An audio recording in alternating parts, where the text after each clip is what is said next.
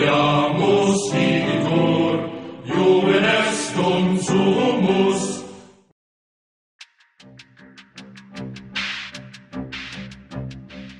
Fundado en los años 80 como muestra de cine mexicano, el Festival Internacional de Cine de Guadalajara celebra su edición número 39 entre el 7 y el 15 de junio de este año.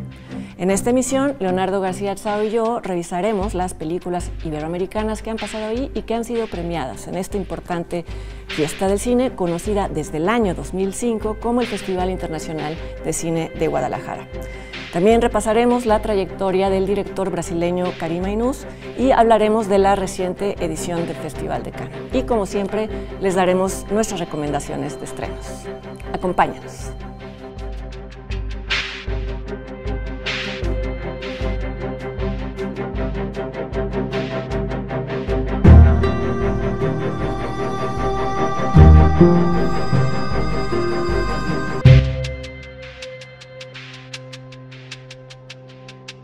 ¿Qué tal? Qué bueno que nos acompañan a una emisión más de Encuadre Iberoamericano. ¿Cómo estás, Leonardo? Bien, ¿y tú? También, muy bien, gracias. Hoy vamos a hablar de, pues, no, el festival no el más antiguo de México, porque antes fue el Festival de Acapulco, la muestra de Acapulco, que ya desapareció. La reseña. La reseña de Acapulco, que sí. En su momento concentraba luminarias y era muy glamurosa. Sí, era muy glamuroso, pero el festival más longevo, sin duda, ha sido el de Guadalajara. El de Guadalajara, y que pues ha sido referencia desde su fundación. Desde el 86. Hasta el momento ha tenido distintas etapas. Y muchísimos directores. Y tú entre ellos. Yo entre ya nos contarás sí. cómo fue tu experiencia durante tu gestión. Pero bueno, sí, cualquier director que aspira a que su película sea vista en un festival serio, importante, recurre ya sea a Guadalajara o a Morelia, que es otro de los más establecidos, pero que es mucho más joven, es un festival mucho más joven. Más joven, sí. Sí, Guadalajara se fundó gracias a la iniciativa de Jaime Humberto Hermosillo. El crédito le corresponde a él porque él formó un grupo. Él llevaba muy poco tiempo viviendo en Guadalajara, pero inquieto como era, dijo, vamos a hacer un grupo de cineclub. O sea, él fundó un cineclub que se llamaba Cine y Crítica. Y ahí estaban, entre otros, Guillermo el Toro, un jovencito, que hasta la fecha entusiasta. Es muy vocal en su apoyo al festival. Exacto. ¿No? Estaba Daniel Varela, Margarita Sierra, Ana María Saetel, entre otras personalidades de Guadalajara, que asistían a sesiones. Era un grupo muy entusiasta. Y de repente de ese grupo surgió la inquietud de hacer un festival. Entonces fueron con Raúl Padilla, que en ese entonces era director de algo llamado DICSA, Difusión, Investigación, etcétera, en la Universidad de Guadalajara, y él dijo, bueno, vamos a hacerlo. O sea que la voluntad política surgió de Raúl Padilla. Hasta el año pasado que murió. Falleció, sí. Sí. Y entonces se realizó en 86. Me acuerdo, éramos 6 los críticos invitados. ¿Quiénes más? Eran de países extranjeros, estaban el canadiense Robin Wood, el norteamericano Elliot Stein, el gringo Elliot Stein, el español Diego Galán, Emilio García Riera, Eduardo de la Vega y yo. Y los cineastas, o sea, se invitaba a los cineastas que presentaban sus cortos, básicamente eran cortos, porque era la peor época del cine mexicano. Es lo que te iba a decir, bien. En el 86. Era un páramo, no había nada. No, todavía estaba a punto de darse el nacimiento del primer llamado nuevo cine mexicano. Porque han habido muchos nuevos cines mexicanos. Hasta el 89 y 90 sí. Fue cuando se dio el cambio. ¿Y entonces no había largometrajes concursantes? Casi no. ¿No? Casi no. Me acuerdo que la mayoría de lo que veíamos eran cortos. Entre ellos, Doña Lupe, de Guillermo el Toro, que fue, si hubiera habido premios, hubiera sacado algo, pero no había premios en ese entonces. No era competitivo. No. Era la muestra, así se llamaba. Sí, una muestra, sí. Y fue hasta el 2005 que se convirtió en festival. Esa es una inquietud de Raúl Padilla, que siempre dijo que muestra era muy chiquito. Había que pensar grande. Era un festival. Y la verdad que sus años de muestra fueron muy amables. Fue un festival muy como de boutique, ¿no? Porque era un grupo muy controlado de invitados que nos movíamos todos al mismo lugar. Me acuerdo que había visitas al lago de Chapala y todos cabíamos en un autobús, ¿no? Y en camionetas, y cosa que se desapareció en cuanto se volvió un monstruo, ¿no? Sí, es que es un festival que por un lado es muy grande, sí, y además creo que sigue siendo un mercado de cine hay muy importante. mercado de cine, creo sí, que cosa que ningún otro festival tiene. Exactamente, Sí. sigue siendo creo que el festival que concentra eso, ¿no? Sí. Y bueno, tiene secciones internacionales, Iberoamérica ya es de lo que vamos a platicar. Sí. Y por otro lado ha habido como obstáculos o tropiezos en el establecimiento de una sede, ¿no? A mí me ha tocado eso, Sí. a ti también, por Sí, supuesto, bueno. en donde ha sido difícil concentrar a los asistentes en una sede. Vamos, es que sí hay algo importante en establecer rutinas para un festival, Sí, ¿no? En donde tú claro. sabes que te puedes desplazar y demás. Ya en estos últimos años cuentan con un monstruo de infraestructura que es la Cineteca. La Cineteca, sí. Aún todavía no es suficiente como para que se sienta un festival Lo que dinámico en el pasa sentido de es que no hay lugares en donde quedarte alrededor, ¿no? No, es muy lejos la diferencia entre la zona hotelera, donde están los principales hoteles, y la Cineteca. Y Guadalajara es enorme, Guadalajara es una ciudad, para quien no haya ido. 40 minutos Sí. de coche. Exacto. Entonces sí es un desplazamiento que te cuesta, ¿no? Pero bueno, ahí hemos el plan estado era todos. que se iba a construir todo un centro cultural alrededor de la Cineteca, que iba a haber hoteles, restaurantes, cosas que hasta la fecha no ha sucedido.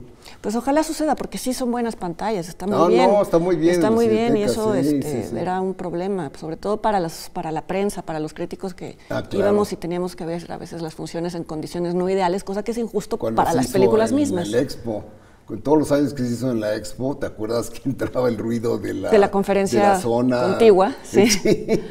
Sí. Y eran sillas de salón, ¿no? Sí, no eran estaba butacas. muy cerca de los hoteles. Sí. Me parece que es una frivolidad decir que está cerca de los hoteles, pero bueno.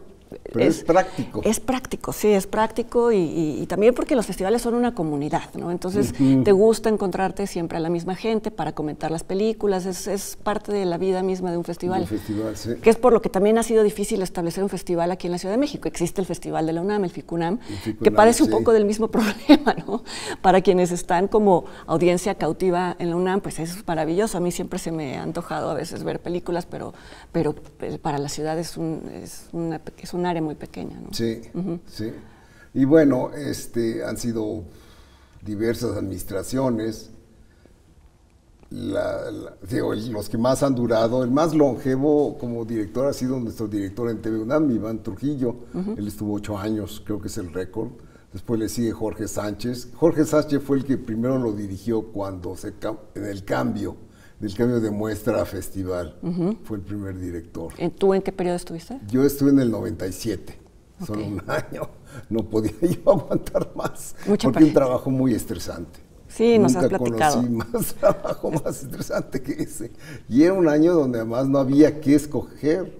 O sea, las películas que estaban eran las que se exhibían. O sea, que eran 8 o 9 y eran las únicas que se habían producido. No había que escoger y decir esta sí, esta no. Era una muestra casi como tal, aunque ya... De todo lo que se producía. Sí, ¿no? es que estaba a punto de despuntar la nueva etapa del cine mexicano, justo en esos años. Como ¿qué películas recuerdas que eran notables? Pasamos Sexo, Pudor y Lágrimas, de Antonio Serrano. Que fue el gran éxito. Que fue pues una de las más taquilleras hasta la fecha. Hasta la fecha está entre las más taquilleras, sí. Tanta era el hambre del público mexicano de ir a ver algo que no fuera cine de ficheras, ¿no? Sí, claro. Claro. No por demeritar la película, pero pues sí fue. Y bueno, invitados internacionales siempre ha habido, desde sus orígenes, estaban Diego Galán y Robin Wood y tal, pero después ya fueron directores, han venido de todo. Almodóvar estuvo cuando lo dirigió Susana López Aranda, vino Almodóvar con Marisa Paredes, Chema Prados, hubo toda una cosa de Almodóvar, porque además es muy difícil, a él no le gusta viajar. Como Mike Leigh, yo fui una vez que estuvo Mike Leigh, que también es un caso de director súper arisco y que no le gusta ir a ningún lado y tal cual. Recuerdo que había incidentes, contaban, esto ya es trivia, ¿no? Que no le gustaba ir a las fiestas, se quedaba en el camión esperando a que ya regresaran para que lo volvieran a llevar a su hotel. Pero pues estaba también ese año, estuvo Michael Nyman, Nyman, sí. Nyman vivió en México un tiempo, no sé si todavía vive en México, pero durante varios años estuvo de residente. No, pero ha venido Karim Ainuz, de quien vamos a hablar, estuvo Moncho Armendáriz, Fernando Trueba, se han hecho retrospectivas de estos directores. No, realmente ha habido una buena nómina de directores notables de Iberoamérica. Y ha habido directores y películas que ahí vieron pues la luz, ¿no? Y que muchos importantes. Debutaron ahí, desde Guillermo el Toro hasta Luis Estrada, hasta... Ernesto Contreras, tal vez, ¿no? Ernesto Contreras con Párpados Azules, sí. Hizo su debut en Guadalajara. Sí, han sido muchos los que han debutado. Porque además hubo un pequeño periodo de tiempo en el que no había nacido Morelia, y bueno, Morelia de todas maneras tardó mucho tiempo en consolidarse. Antes era un festival de cortometrajes, entonces bueno, claro, el destino obligado, primero, la primera parada siempre fue Guadalajara. Sí. Sí. Ahora ya pueden escoger los cineastas si se quieren esperar hasta octubre o si quieren estrenarla ya. Sí, se movió la fecha, siempre Guadalajara era, comentábamos, en marzo, ahora es en estas fechas. Justo por eso dedicamos el programa a Guadalajara, porque coincide casi con la emisión de este programa. Empieza hoy. Ahora que empiezan los calores. Exacto. No sé en otro, pero bueno, en México estamos pasando por una ola de calor. Yo estuve hace 2 semanas en Guadalajara y es la primera vez que me toca estar en un lugar de 36 grados centígrados. ¿Están así? Sí. Pero bueno, se han presentado películas importantes para el cine mexicano, ¿no? Sí. No solamente dentro del contexto del festival. Por supuesto. De ida y vuelta de Salvador Aguirre, que es un director que no volvimos a ver nada de él. Sí. Y esa era una película muy interesante. Muy interesante, sobre la migración, ¿no? Sí, sobre yo me acuerdo de las muchas que vinieron después de los migrantes, esa era una de las más interesantes. Que recién volvía a su pueblo y lo que encontraba. Así es, sí. Que era Gerardo Taracena, si no me recuerdo mal. Así es, sí, era Gerardo Taracena. Sí. Y bueno, ha habido de todo. Bueno, ya lo veremos con nuestras favoritas, pero sí ha habido una... Rodrigo Pla, no sé por qué pienso en él como alguien que frecuentemente ha estado en Guadalajara, ¿no? Frecuentemente ha estado. Estuvo con Desierto Adentro, sí. Estuvo con la Demora. Pues yo creo que la Demora era la favorita evidente. Había un elemento en el jurado al que yo le echo la culpa que fue a propósito, fue para demeritar al festival. O sea, no podía ser que el mejor actor fuera Kuno Becker y todos los premios eran un disparate. Hay que explicar, hay que dar contexto. Se dieron los peores premios posibles para un festival. Sí. Se premió una película llamada Mariachi Gringo. Que además era de un de Tom gringo, Gustafson. Sí, pero era la visión más folclórica, exotista y demás que puede haber de México y de Guadalajara. De Marta Higareda. Entonces era inexplicable que ganó mejor actriz. Entonces, pues sí, al final había una incredulidad de todos, ¿no? Decíamos, esto no obedeció a una deliberación normal. No hubo mala leche. Y recuerdo a Rodrigo Pla preguntándose qué pasó. ¿Qué había pasado? Sí. ¿Alguna otra película que, bueno, vamos a hablar de nuestras favoritas, pero a mí me gusta mucho el premio de Paula Markovich. Esta vez no la incluí en mis favoritas porque he hablado de ella en otras ocasiones, que es una película pues que se toma su tiempo en desarrollarse, que habla de la dictadura argentina, no es de un tema propiamente mexicano. Paula Markovich es argentina, es guionista sobre todo, la guionista durante mucho tiempo de Fernando Imke, y este fue su debut como directora. Es una película que obtuvo uno de los premios. Uno de los premios, sí. Además es un festival en el que el premio de la prensa es muy apreciado, ¿no? Sí. El premio de Guerreros de la prensa, sí. O sea, tiene mucho peso. Y también se da un premio LGBTQ+, premio que es el Mayagüel. premio Maguey. Tienes razón, Mayagüel es el premio principal. El premio Maguey, que se ha dado desde algunos años hasta la fecha. Así es. Pues otra película que recuerdes que te haya dejado una buena impresión. Bueno, yo me acuerdo sobre todo de los primeros años porque eran más memorables, que además todos nos concentrábamos en el Hotel Lafayette, que quedaba a distancia de caminar del Cineforo, que era la sede principal, el Cineforo que está en el sótano de la torre de la UDG, y sí convivías mucho con los directores porque estabas en el mismo hotel, o sea, era una cosa muy familiar. Sí. Sí. Y eso lo recuerdo con afecto, porque sí era como muy... de convivencia, sí. De convivencia a veces feliz, no siempre. No siempre, sobre todo cuando ya empiezan a reclamar los directores, ¿no? Y ahí los primeros que dimos premio fuimos los de la revista Dicine, que hacíamos Nelson Carros, Susana López Aranda y yo, y esa fue la primera instancia en que se dieron premio. Okay. Que me acuerdo que nos reclamaban porque siempre se lo dábamos a Ripstein. Entonces decían, ¿por qué a Ripstein? Porque es el grupo de García Riera, exacto, ¿no? Siempre había, supongo que esa sospecha, ¿no? Sí. Pero no, para nada. Sí nos gustaban las películas de Ripstein.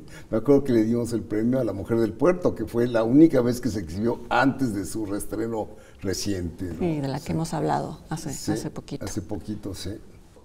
Bueno, vamos al corte y volviendo ya daremos nuestras favoritas, tanto Fernanda como mías, de la programación premiada del Festival de Guadalajara. No se vayan.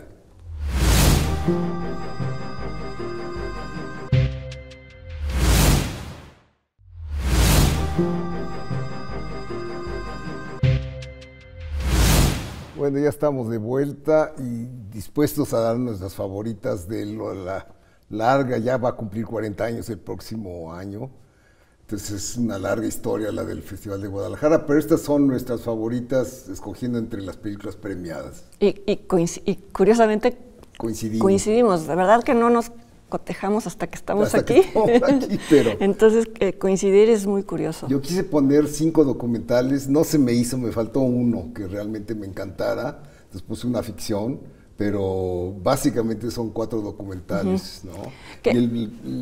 No, perdón, sí, que además eso es algo interesante del festival, que no hace la distinción entre documentales y ficción a la hora de premiar películas, y eso es lo que nos ha permitido ver.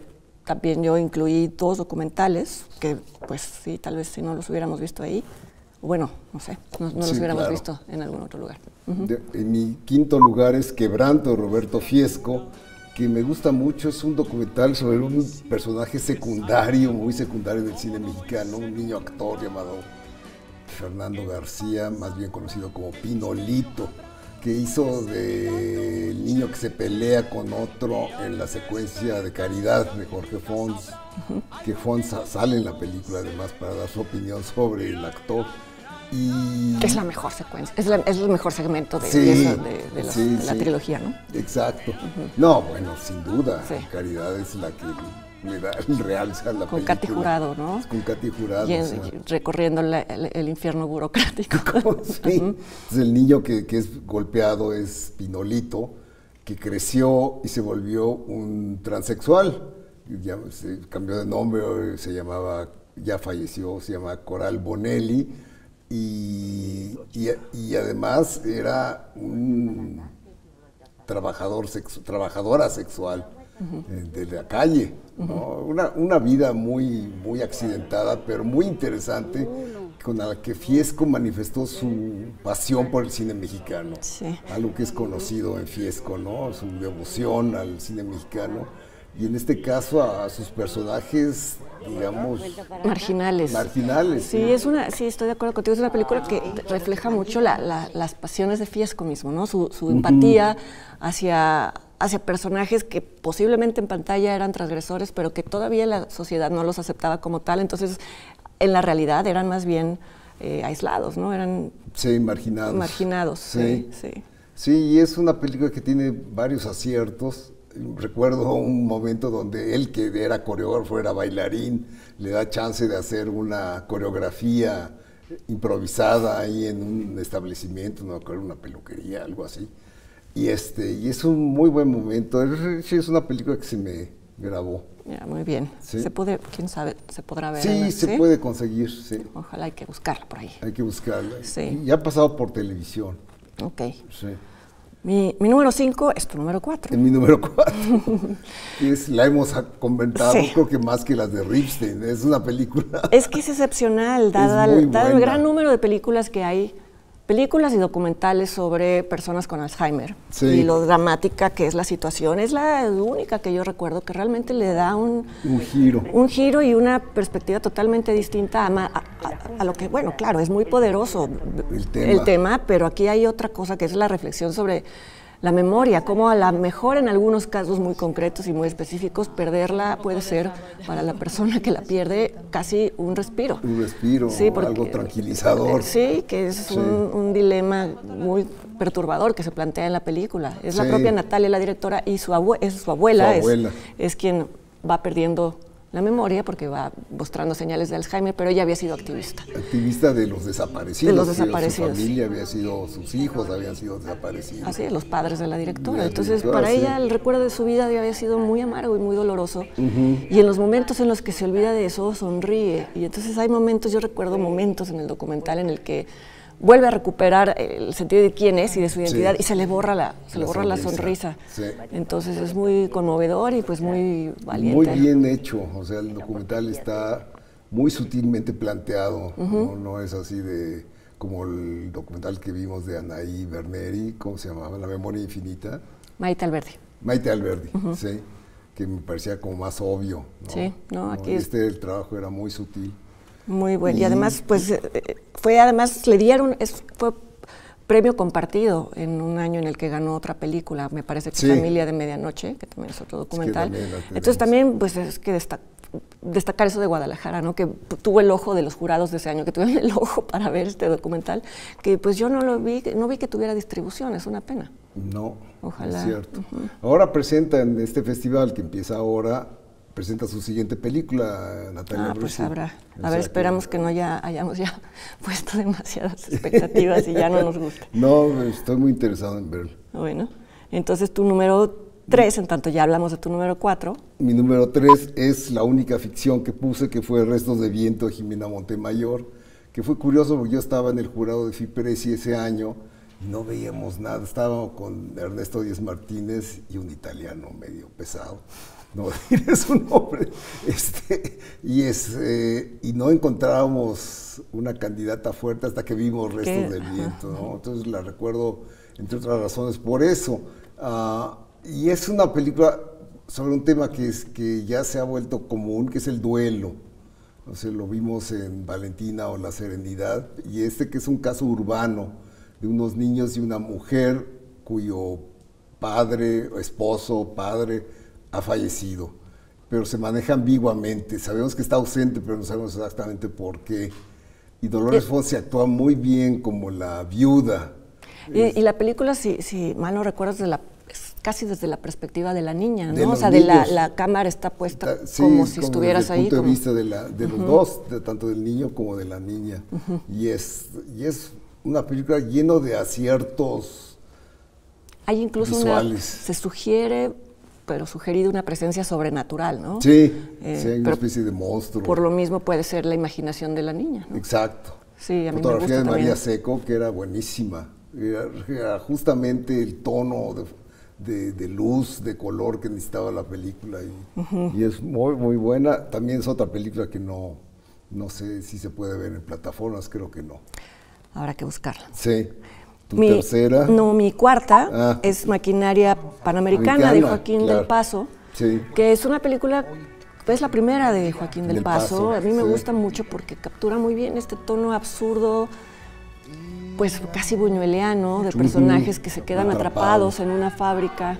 Después de que muere el dueño de la fábrica, pues entran en huelga, deciden no irse hasta que se les compense y demás, pero bueno, eso no es lo de menos, pero sí es lo que da pie a que se vuelva eso un micromundo, ¿no? En donde pueden salir, pero no salen por alguna razón. La maquinaria misma, el entorno mismo te está sugiriendo que son presas de toda esta vida ya totalmente hecha mecanizada, y tiene un tono que pues me parece que no consigue también en su siguiente película. No. Sí, todo entre humorístico y trágico, ¿no? Es muy acertada en ese balance entre lo cómico y lo horrible, ¿no? Y se forjan relaciones muy curiosas entre los trabajadores. Entre los trabajadores. Y pues ganó el premio Mayagüel, ¿no? Cuando fue. No recuerdo el premio. Bueno, ya para que hago bolas, pero fue una de las películas premiadas. Sí. Mi número 2 o sigue tu número 3? Pues es que ya nos desfasamos, pero no importa. Vamos. Sí. Bueno, di tu número 3. Mi número 3, pues es Temporada casi de Patos. por temporada de Patos. Digo, no es una película que volvería a ver y volvería a ver y volvería a ver, pero creo que sí es una película muy importante en el cine Fue mexicano. importante en establecer una diferencia en tono y en narración. Sí, digo, él, Fernando Eimke, pues era admirador de Ozu y de Jarmusch y de todos estos Y eso se cineastas. nota. Y se nota, y digo, no es fácil intentar, no es fácil a la hora de hacer No. cine poner en práctica esas influencias y que salgan bien, casi siempre salen mal. Claro. Estos momentos muertos y el paso del tiempo subjetivo, y creo que lo logra muy bien. Él mismo luego en otras películas suyas creo que intentó volver a hacer lo mismo que en Temporada de Patos, ya sin menos éxito, a lo mejor por el impacto que tuvo la película, Sí. pero bueno, es una película que se dio a conocer en Guadalajara. En blanco y negro, Blanco y negro. con muy buenas actuaciones infantiles, cosa que es También, muy notable. sí. Y me acuerdo que se esperaban una pizza y no. En no un llegaba departamento la de la pizza unidad de Tlatelolco, sí. sí, unos niños que se quedaban solos y invitaban a la vecina, entonces llegaba el de la pizza, se ponían pachecos todos, y entonces ahí empezaba y al final resultaba también pues, un viaje en el tiempo y ellos mismos hablaban de cosas reprimidas y demás, tampoco era nada más verlos ahí echados, ¿no? Exacto. Sí. Ahora sí, tu número 2. 2 es tu número 2 también. Ah, mira, Familia Medianoche. la vimos juntos incluso, ¿no? Sí, allá. Sí, porque tú estabas en el jurado de Fipresi. ¿Sí? De Fipresi, yo estaba en el jurado de Fipresi. Sí, sí. Que es una película, a mí me fascina, es una película tan dinámica, tan estrujante. Nos mete en una ambulancia privada a lo largo de una noche. A lo largo de una noche en la Ciudad de México, que ya es Sí, como... sí. Porque bueno, además siempre por fuera ha habido una crítica a las ambulancias privadas porque se dice que, pues, por un lado reflejan la ineficiencia del gobierno de tener suficientes y por otro dicen que son, pues a veces están manejadas por personas que no tienen, que se aprovechan de los pacientes. Pero lo que vemos en esta película es... Hay una empatía por parte de los que manejan esta ambulancia, Sí. que de verdad te lleva, es muy conmovedora, pero a la vez es muy dinámica. Es muy trepidante, sientes el Sí. ritmo trepidante de ir hacia un accidente, lo cual en principio sonaría espantoso, Ajá. pero son tan simpáticos además los miembros de la Los familia, miembros de la familia son- parecerían elegidos además son como muy de casting, ¿no? eficientes, pero además como paramédicos son muy buenos. Sí, claro, y pero además sirven también como terapia emocional, ¿te acuerdas? Sí. Había una chica que estaba como con problemas la golpeaba, ¿no? Sí. Y te dabas cuenta que ella se soltaba con uno de ellos, como que parecía, es decir, se soltaba emocionalmente, lo abrazaba, parecía que es la primera vez que alguien escuchaba sus problemas. Claro. Entonces, bueno, también tenía ese encanto y había los personajes en sus momentos fuera de trabajo, eran muy simpáticos, había un niño muy simpático, o sea, parecían realmente Sí. personajes elegidos para una película de ficción. Que de hecho se va a hacer una serie. Ay, sí, No sé qué va a pasar. Todavía no pasa, ¿verdad? No. Sí. Ojalá, pero bueno. Fue motivo de inspiración para una serie, sí. Sí. Y bueno, ya veremos. Y la número 1 mía es La Libertad del Diablo, de Bernardo González. Que vaya, si hay una película que hay que escoger para una cápsula del tiempo y reflejar lo que es México ahora, yo escogería La Libertad del Diablo. Es sobre la... Bueno, es una serie de entrevistas de gente enmascarada, y la máscara es bastante ominosa, que se dedica o ha sufrido el crimen, ¿no? O lo ha perpetrado. O lo ha perpetrado, Entonces sí, eso es sí, todavía más inquietante, Sí. porque empiezan a dar sus testimonios y tú no sabes si van a ser víctimas o perpetradores, Sí. pero es muy claro a través de los testimonios que incluso cuando son perpetradores son sicarios muy jovencitos, Muy jóvenes. que ellos mismos ya no saben cómo salir del ciclo. espiral, y sí. es un poco la tesis del documental, ¿no? Que Sí. no hay, bueno, claro que bueno, si te pones a hacer esta división maniquea entre buenos y malos, pues la puedes hacer. Pero dado el sistema del narco en México, Sí. no es tan fácil. En su última documental, que es Una jauría llamada Ernesto, que también la preguntó allá, la presentó estuvo en allá, Guadalajara, pues sí. trata el mismo tema, ¿no? De chavitos que pues no tienen ninguna oportunidad en la Ninguna vida perspectiva. y de pronto tienen la oportunidad de tener un coche nuevo a los 12 años, ¿no? Sí. Pero si yo lo hubiera metido, pero dije, ya le he hablado tanto de esa película, pero qué bueno que tú la mencionas, Sí, es porque otra de también... nuestras favoritas. Sí. Sí, pero- Esa sí se puede ver en Netflix, segurísimo. Sí, claro. Y bueno, tu número 1 es también una película que me gusta mucho. Sí, fíjate que la volví a ver porque dije, no vaya a ser que es de estas películas que en el recuerdo se sostienen bien y luego las vuelves a ver y no.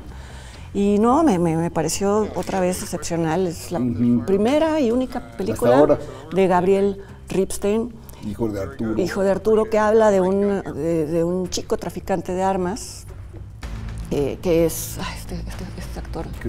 Cristian Ferrer, exacto, que pues en alguna, en una operación de la DEA, que supuestamente no es la DEA, pero bueno, están a punto de matarlo, pero se hace amigo del policía que falla el tiro, que es Tim Roth. Entonces es una especie de road trip de los dos, en donde van tejiendo una especie de amistad, o eso es lo que uno cree. Muy endeble. Muy endeble, bueno, porque se van salvando la vida mutuamente, ¿no? Aparece Noé, también eso me pareció de esa película notable. Noé Hernández como el tío del muchacho, que se ve que es... gran escena esa. Sí, porque se ve que él es el capo de un cártel importante y maligno y demás, pero la escena lo muestra lavando platos, es decir... Sí, lavando trastes. Toda la escena, toda la idea que tenemos, pues, estereotípica del narco que vive así, pues aquí no, pero de todas maneras, siendo el gran actor que es Noé Hernández, pues sabes que no importa que esté haciendo lo que sea. Es una amenaza. Es una amenaza y la escena lo confirma, ¿no?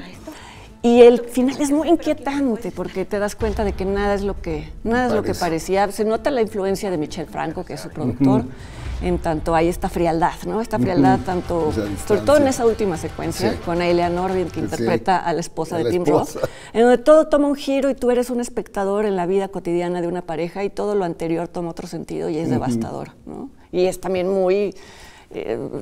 también es un pincelazo muy preciso de la realidad mexicana. Exacto. Pues bueno, estas fueron nuestras favoritas de las películas que han sido premiadas en el Festival de Guadalajara, pero no se vayan porque cuando regresemos vamos a hacer un repaso por la filmografía del director brasileño Karim Ainuz.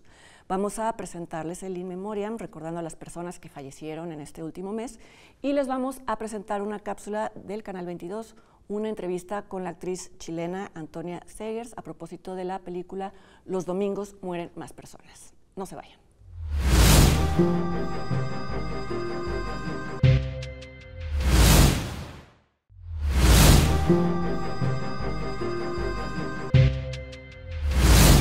Y bueno, ahora vamos a revisar la filmografía de Karim Ainuz, director brasileño, de padre argelino y madre brasileña, que se ha vuelto caballito de batalla de festivales. Cada una de sus películas tiene generalmente una muy buena promoción a través de los festivales. En Cannes ha estado desde Madame Satá, desde su primer largometraje, estuvo en Una cierta mirada, que es una muy buena película. Pues sí, ¿no? Para hacer una ópera prima es deslumbrante. ¿No? Y además ya como que ahí aparecen los temas que va a tocar en la mayoría de sus películas, ¿no? Que son las vidas de personajes, poco hablando como lo que decíamos de Fiesco, ¿no? De personajes en su momento transgresores, marginados, discriminados, que de todas maneras luchan en contra de esos prejuicios, se abren paso y son recordados como quienes abrieron la brecha para algo, ¿no? Que es el caso del personaje central. Madame Satá, que es travesti, ¿no? Eso es su base para pertenecer a Trabaja en un cabaret, en un bar y demás, y se enamora perdidamente de un chico que resulta no ser muy beneficioso para él. Y pues sí, varias veces es encarcelado y es maltratado y demás, pero al final se basa en una historia real, ¿no? Por eso cuento todo esto. Al final es recordado como... un personaje legendario, ¿no? Legendario, quien por primera vez en un carnaval de Río aparece vestido totalmente como un personaje, que es Madame Satá, que es en honor de la película de Cécile B. DeMille, Madame Satán, ¿no? Sí, es impresionante la puesta en escena, todo lo, te digo, para hacer su primera película, sobre todo porque luego hay unas que no son tan deslumbrantes, ¿no? Claro, es un director desigual, hay que decirlo. Sí. Yo no vi El cielo de Sueli, ¿tú sí? Yo sí la vi y es una película que ya en una escala mucho menor toca un tema pues semejante, que es el de una mujer que regresa a su ciudad natal pequeña con un hijo, ella creyendo aún que se va a poder reunir con el padre del niño, y cuando se da cuenta de que no es así, pues la pasa mal. Entonces, desde un muy buen espíritu intenta, ella no se quiere prostituir y por lo tanto organiza una rifa alrededor de, ella es el premio. Es como una especie de no. Ella tiene claro la connotación de la prostitución, sobre todo para su familia, lo que significaría y demás, y de todas maneras es maltratada. No tiene un final feliz, pero a mí me parece muy honesta. Es una película que muestra esta empatía de Kairi Maynooth con sus personajes. Puede ser hasta una comedia si se mira de cierta manera, pero siempre hay algo desencantado y amargo, ¿no? De cómo ven a los demás. De las siguientes dos no las viste, ¿verdad? Ni yo tampoco. No, Playa del Futuro sí la vi. No, pero viajo porque preciso. Regreso porque te amo. No, ¿Sabes no qué? Que sí, o sea, las intenté ver en plataformas, pero no están, es toda una cosa con esto de las regiones, que es muy desesperante, que a veces es más fácil, lo hemos hablado muchas veces, ¿no? Ver películas... Ilegalmente. No iba a decir eso, pero también, de otros países, de otros países me refiero a europeas y estadounidenses, que películas latinoamericanas. Es muy desesperante esto de la escasez de plataformas que proyectan cine. Cine latinoamericano, pues vamos al mercado, bueno, no hablamos el mismo idioma, porque bueno, es portugués, pero pues de todas maneras, sí.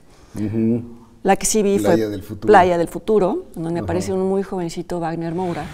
Ah, mira. Sí, y también es una historia de amor. Fíjate que es muy curioso, porque bueno, resumo la premisa, es Wagner Moura es un salvavidas en una playa, no puede rescatar a...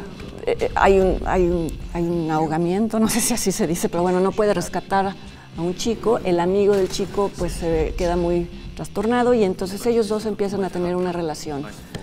Y de pronto parecería que va a ser una película totalmente erótica, es decir, que pues da para eso, y no, entra mucho más profundo a la vida de los dos personajes. Es muy conmovedora. Esto sucede en Alemania, entonces uno de ellos tiene que regresar. Entonces sí hay un dibujo de personajes que te lleva pues de formas bastante, sí te atrapa. El personaje de Wagner Moura es muy buen actor, lo sabemos, pero además no tiene este tipo de, no son estos personajes que se explican a sí mismos, que eso me desespera, sino que todo el tiempo te vas dando cuenta de su enamoramiento, de su decepción. Él es a la vez alguien que está escapando de su propio drama familiar, y lo logra a partir de secuencias en las que Moura prácticamente no habla, pero que se ve que Maynooth lo puede llevar a un buen lugar. Es una buena película. ¿Me gustó? Sí, me gustó. Falta en la filmografía que tenemos un documental que yo vi sobre el aeropuerto de Berlín, Tempelhof, que está muy bien. Es un documental que, te digo, es la cosa diversa de Kairi Maynooth, que es muy interesante cómo puede cambiar de registro, de género y de manera muy fácil.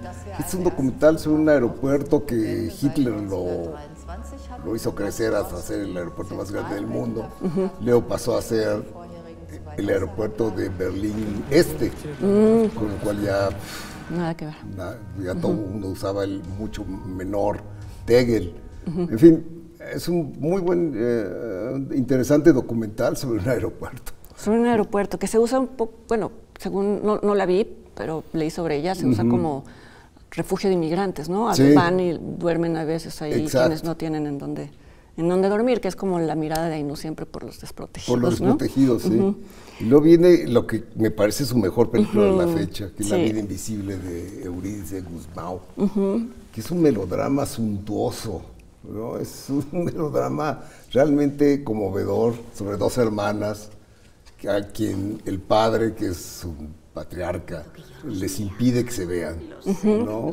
Sí, a partir de que una de ellas huye con un marinero griego. Resulta ser mala persona. Y regresa el padre, pues la borra de la vida de la otra hermana. Entonces viven casi lado a lado, una creyendo que la otra ya se olvidó de ella, y todas sus vidas... Todos creen que viven mejor. Sí. Una cree que la otra vive mejor. Y todo el tiempo extrañándose mutuamente. Sí. Y pues bueno, no les contamos el final. No hay precisamente una reunión, pero sí hay un llegar a términos con eso, pero sí, por un lado es muy conmovedora, pero no es sentimental, ¿no? Es decir, no es esta cosa que te está queriendo sacar el chiste. Sí. Y sí, es como supuestamente la hermana que sí tuvo una vida, que sí logró tener una familia aceptada, porque ese caso es quizá la menos visible, pues la protagonista es la Eurídice, porque pues siempre vivió pues a la sombra de este padre que literalmente bueno, no literalmente, pero metafóricamente la anuló de la vida de la otra hermana. Sí. Es muy, muy bonita película. Ganó en Cannes el premio de la sección Una cierta mirada, que ahí fue donde se lanzó al mundo. Sí. Sí. Muy, muy buena película. No, lástima que no se puede ver. ¿Tú dónde la viste? Yo la vi pues no sé si está bien decirlo, pero por ahí. ¿Qué es lo malo que nos obligan a la delincuencia? Así es. Pero a lo mejor en otros países sí se puede ver de manera legal. De manera legal. Sí. También vi Marinero de las Montañas, que es un documental pues autobiográfico. Es la búsqueda del propio Karim Aynús de su padre argelino. Ajá. Un viaje a Argelia, en donde reconstruye la relación trunca que tuvo con su madre, con su madre brasileña, y la reconstruye a través de cartas, a través de fotografías, y pues está bien, digo, no la voy a minimizar, ¿no? Pero bueno, pues es una mirada mucho más personal, pero por supuesto tiene interés. El padre se regresó para pelear en la famosa guerra de Algeria. Sí. Entonces, bueno, ahí por un lado está mirada de admiración, pero siempre un cierto resentimiento por el abandono hacia su madre, ¿no? Siempre la empatía. Él siempre se dirige en segunda persona, como si la película estuviera hablada hacia su madre, como si estuviera teniendo una interlocución con su madre, pues lo que te habla de esta identificación con ella y del extrañamiento, claro, y de la sensación de abandono por el padre ausente. Yo vi Firebrand en Cannes hace 2 años y es una muy buena película histórica. Se sitúa en la corte de Enrique VIII con su última mujer, con Catherine Parr, y la pobre tiene que aguantar a un rey ya devastado por la sífilis. En fin, ya ha hecho y además es un personaje ruin, o sea, es Jude Law. Es Jude Law, además irreconocible porque está gordo, deforme, con las piernas todas amoladas. Muy buen papel. ¿Y ella es Alicia Vikander? Sí, me temo que sí. Porque es una actriz que a mí siempre me resulta desabrida. Después me enteré que originalmente iba a ser Michelle Williams el papel y no pudo por cuestiones de horario y dije, hijo. Hubiera sido ideal. Hubiera sido excelente, sí. Alicia Vikander a mí nunca me ha convencido, pero bueno, la película está muy bien hecha y es una respuesta, ahora que se desató la controversia de por qué un francés como Jacques Audiard hace una película mexicana o sobre México, pues ese caso también, porque un brasileño hace una película británica, ¿no? Es la misma libertad. No, bueno, pues es que ese criterio ya ahorraría, no sé, cuántas películas, ¿no? Sí, no, y lo hace muy bien, la película es estupenda. En términos formales, tiene una fotografía de Hélène Loubet, que es su fotógrafa ya constante, y es y como lo hizo Kubrick de manera pionera, las luces de las velas son la fuente de iluminación, en fin. Y después Lubezki de manera suicida. ¿No? Exacto. Y es una película, te digo, que se deja ver muy, muy... Y que además es raro que el género histórico acabe siendo algo más vivo que... Sí, claro. Que lo que luego se hace todo tieso, ¿no? Exacto. O sea, la busqué, bueno, por y mar y tierra. desapareció después de su pase por sí, Cannes. Que pues uno supone que habiéndose exhibido en un festival como Cannes y siendo con actores importantes, que eso casi siempre es como lo que garantiza la distribución. Sí, distribución y no se vio. ¿Y tú viste ahorita en tu Acabo estancia de ver en Cannes? El estreno de Motel Destino y me temo que es la menos afortunada de su filmografía. Es un triángulo amoroso tipo El cartero llama 2 veces, un amponcito por un error no se despierta porque le encierran en el Motel Destino, que es el lugar donde ocurre todo, y no puede llegar a una operación que iba a hacer con su hermano y el hermano muere, entonces lo busca la banda a la que él pertenece para matarlo. y él se refugia en el motel, cosa que es bastante absurdo porque al motel acuden muchos de la banda. Entonces, en fin, y él se enamora de la cuidadora, que es la amante del dueño. Ya. Entonces, entre los dos fraguan el posible asesinato del marido y hacerse cargo del motel. Pero no cuaja. No.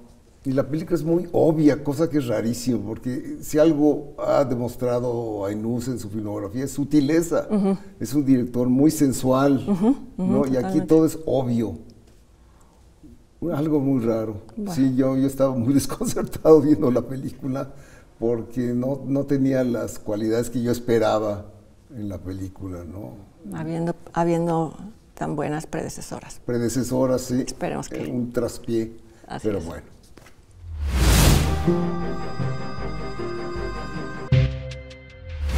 Ya estamos de vuelta en la sección In Memoriam, en la que recordamos a personas del gremio del cine recientemente fallecidas. Esta vez, por suerte, no son muchas, como ha sucedido en otros meses.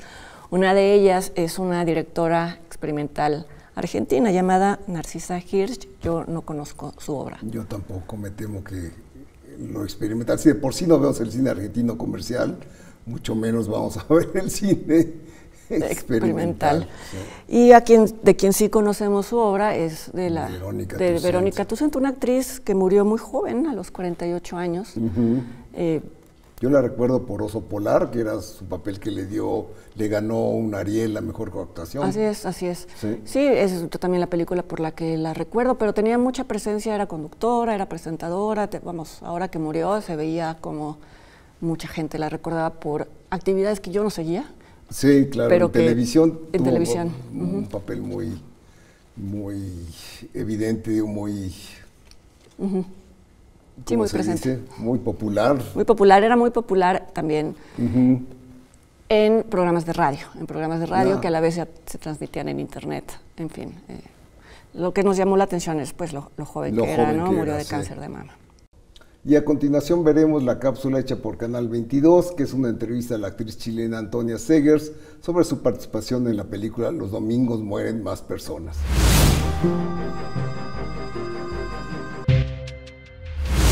El 2023 fue un año soñado para la actriz chilena Antonia Segers, pues protagonizó 2 proyectos que le valieron varios reconocimientos internacionales y que este año aún tienen impacto.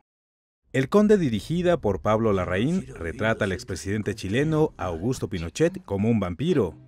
Esta es una sátira mordaz sobre la dictadura, sobre el abuso de poder, sobre los líderes que buscan perpetuarse en el poder. No hay un país que no tenga un vampiro de ese tipo. Y creo que a la medida que uno deja de mirar a la cara a esos personajes, uno se enfrenta a que las historias se repiten.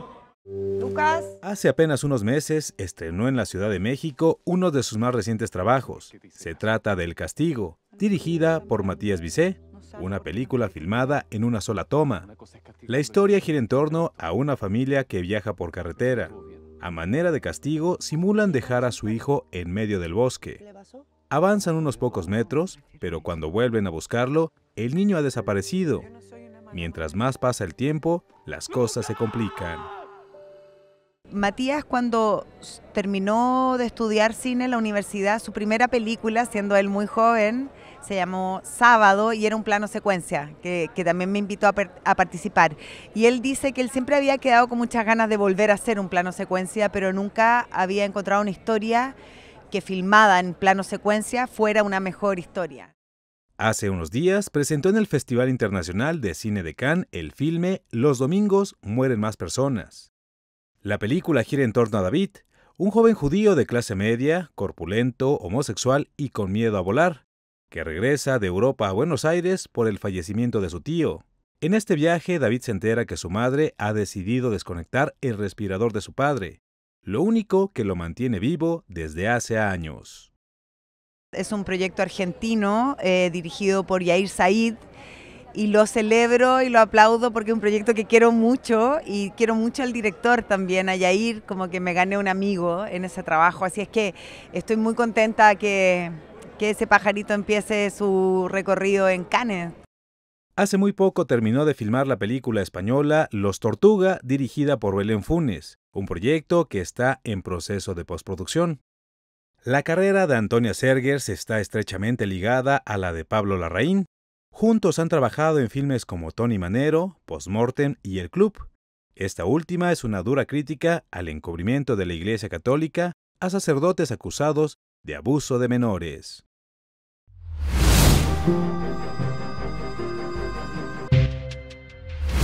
Pero no se vayan, porque al regresar les daremos dos visiones del recientemente concluido Festival de Cannes. Una, que es la experiencia que tuvo nuestro compañero Jean-Christophe Bergeon a través de una cápsula, y también Leonardo, que acaba de regresar de ahí, nos contará su experiencia, y también para finalizar el programa les daremos nuestras recomendaciones.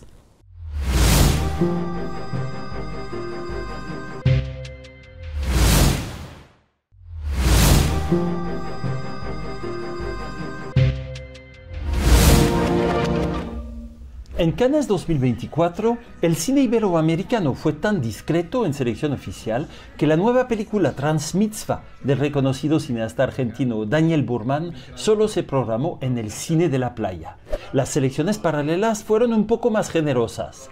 Así pudimos ver el documental esotérico y casi antropológico A Queda do Seu de Eric Rocha y Gabriela Carneiro da Cunha en la quincena de los cineastas. Misma sección que invitó a la muy experimental Los Hiperbóreos de los chilenos Cristóbal León y Joaquín Cosiña, conocidos por su ópera prima La Casa Lobo, a la película portuguesa A Sabaña y a Montaña de Paulo Carneiro, y a la argentina Algo Nuevo, Algo Viejo, Algo Prestado de Hernán Rosselli, curioso relato en el negocio de la quiniela clandestina.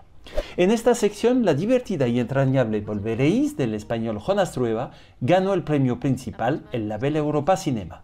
Ce film parle aussi de la fidélité. En la Semana de la Crítica también la creación latinoamericana se llevó las principales recompensas, gracias a la muy conmovedora brasileña Baby, de Marcelo Caetano, que ofreció el premio a la revelación actoral a su protagonista Ricardo Teodoro, y al muy intenso e incómodo retrato argentino Simón de la Montaña, de Federico Luis, que ganó el gran premio de la sección. A new cinema that can be able to incorporate different people with different mental physical conditions. México fue representado por jóvenes cineastas invitados en la Cine Fundación, competencia entre escuelas de cine, y en la Semana de la Crítica, sección donde el Festival de Cine de Morelia presentó una vez más una función especial. El estar en el festival más importante del mundo, aunque no esté en competencia, se siente una satisfacción. En funciones alternas, Valentina o la Serenidad, la segunda película de Ángeles Cruz, fue presentada en la sección Pantallas Junior, y Zapatos Rojos de Carlos Eichelman Kaiser en Visiones Sociales. Yo creo que todos los festivales son territorio sagrado porque impulsan una película, o por lo menos impulsan un cine complicado de pantalla, y eso siempre hay que celebrarlo, ¿no? Terminamos con la competencia oficial de esta edición 77, en donde el brasileño Karim Ainus presentaba su decepcionante Motel Destino. Uma série de filmes sobre personagens fraturados por diferentes razões, e eu acho que o que a gente viveu no Brasil nos últimos 4 anos foi uma guerra. Os últimos 4 anos de governo anteriores ao Lula. La presidenta Greta Gerwig y sus jurados otorgaron con gran inteligencia el premio a mejor director al portugués Miguel Gomes por su muy poética película Grand Tour, libre, atrevida, divertida y lírica. It's about the stubbornness of women and the men being cowards. And but there was no story. It was this anecdote. So we decided to create an original script from this departing point. La película que prendió el festival, la francesa Emilia Pérez, que se desarrolla en México, recibió muy merecido doble reconocimiento. El premio del jurado. J'ai lu un roman de Boris Razon qui s'appelle Écoute, et dedans, il y avait un chapitre qui parlait d'un personnage de narco qui voulait changer d'identité. Et c'était pas développé dans le roman, alors je me suis permis, moi, de le développer. Voilà, c'est venu comme ça. Mais c'est venu d'abord sous forme d'opéra. Enfin, je pensais que c'était un opéra. Me ha llamado la atención lo arriesgado que es Jack, quien además nunca se repite en sus películas. Él siempre está tratando de explorar mundos nuevos. Lo que marca su estilo es justamente que no existe. O sea, que cada película es un universo diferente. Además, recibió el premio de interpretación femenina atribuido a sus 4 actrices, la mexicana Adriana Paz, la dominicana Zoe Saldana, la chicana Selena Gómez y la actriz trans española Carla Sofía Gascón. Pocos actores y actrices tienen la oportunidad de poder interpretar un personaje de estas características. Creo que no podía dejar pasar la oportunidad. La mexicana Adriana Paz ya ha coronado Mejor Actriz en Morelia, nominada al Goya y galardonada con 3 premios Ariel, se vuelve la primera actriz mexicana consagrada en Cannes. No recuerdo algo que haya sido como un obstáculo, ni siquiera el idioma, ¿sabes? Que de pronto yo pensaba, ¿cómo va a ser comunicarme con Jacques, que yo no hablo francés? Nos comunicábamos de pronto en inglés. Llegó un momento en el que ya pudimos como poder comunicarnos incluso mirándonos, ¿no? Así como, creo que por esa cara creo que no le gustó mucho. Pero no, ha sido un proceso súper lindo, muy disfrutable.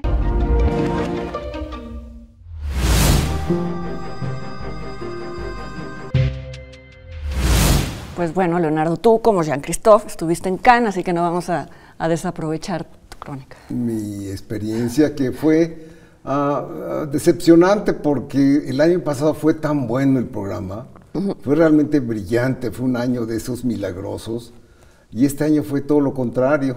Entonces sí, uno te llega con expectativas no cumplidas y eso es muy triste. Sí, el año pasado a estas alturas ya estábamos oyendo de Anatomía de una caída, de La Zona de Interés, de todas las películas Días Perfectos, sí. de grandes películas, la de Kaurismäki, en fin. Y aquí, pues, sí fue una cosecha mala, no sé. Pero yo rescato 2 de la competencia que tienen tema iberoamericano. Una es Emilia Pérez, de Jacques Audiard, un gran director que me gusta mucho su habilidad y que sí se aventó un giro, un brinco, como se dice, a 3 vueltas. Sí. Sí.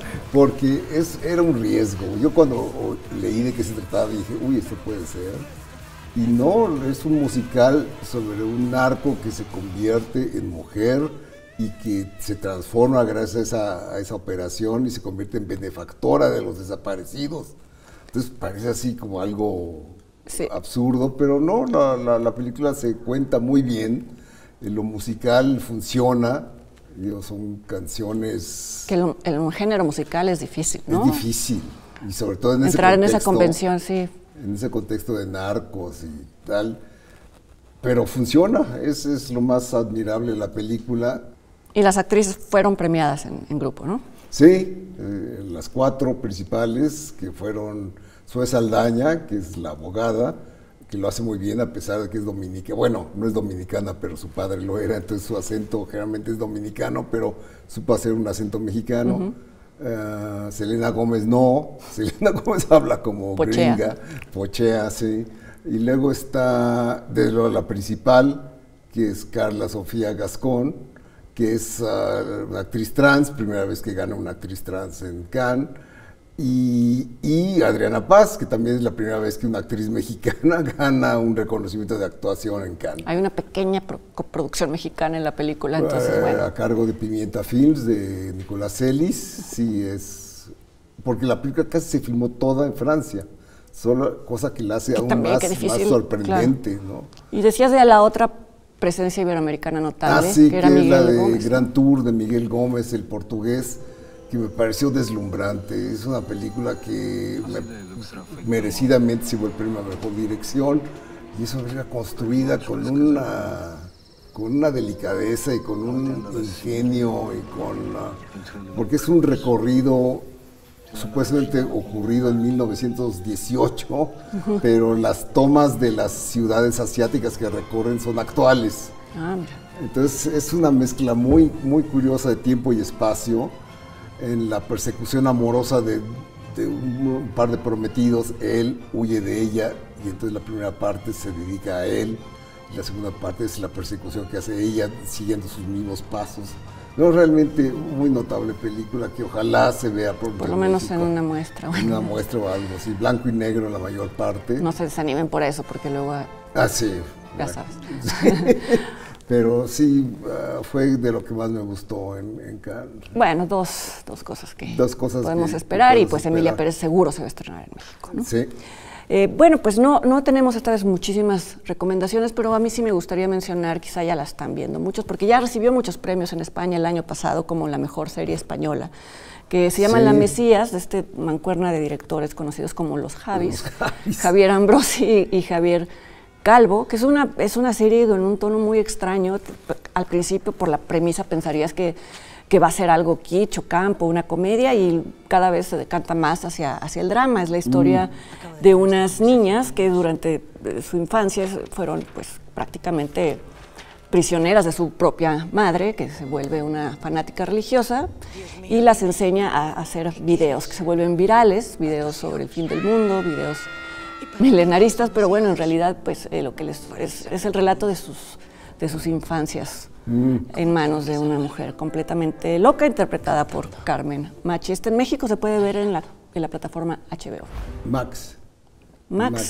Ya se convirtió en Max. Antes sí tuvo una época ser HBO, luego HBO Max, y ahora ya solo es Max. Sí. Así es. Y pasó en San Sebastián como una primicia en la sección competitiva, digo, fuera de competencia, no la vi. Porque a mí ver series en un festival no... Sientes que estás claro, de por sí de entre dos películas, luego escoger entre una... Exacto, porque además pasan varios episodios y son 3 horas, en fin. Así es. Bueno, pero ya está en plataforma, por si gustan verla. Y con esto llegamos al final del programa. Gracias, Leonardo. No, gracias a ti. Y gracias a ustedes por una vez más acompañarnos aquí a Encuadre Iberoamericano, que como saben es una plataforma televisiva en la que buscamos dar visibilidad al cine iberoamericano, a sus directores, a las películas que se estrenan en festivales y que llegan a nuestros países. Nos vemos el siguiente mes, los esperamos. Cuídense mucho.